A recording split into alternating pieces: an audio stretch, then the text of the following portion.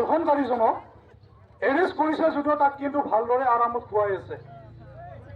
আমি হিন্দু ৰাইজে, আজি কোনো দল সংগঠন নাই ইয়াত, সমগ্ৰ হিন্দু ৰাইজে আপোনাক এটা দাবী জনাইছোঁ, আৰু আমাৰ দাবীটো আপুনি মানিম বুলি কথা দিব লাগিব যে এসপ্তাহৰ ভিতৰত এই দোষীজনক, অপৰাধীজনক আপোনালোকে ফাষ্ট ট্ৰেক আদালতত বিচাৰ কৰি ফাঁচি দিব লাগিব, অন্যথাই এনকাউণ্টাৰ লাগিব।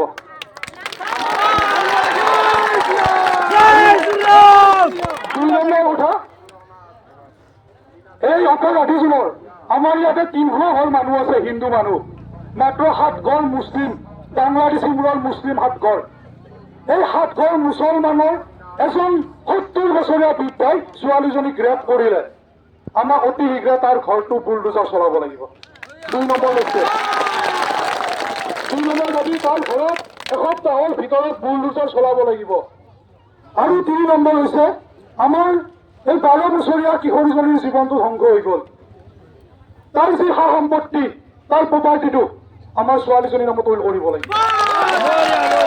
যদি এসপ্তাহ পিছত নোৱাৰে, আমি কিন্তু সমগ্ৰ বৰপেটা জিলা বন্ধ কৰি দিম। তাৰে পিছত যদি আমাক আইন উলংঘা কৰা বুলি এৰেষ্ট কৰে, সকলোকে এৰেষ্ট কৰিব। আমি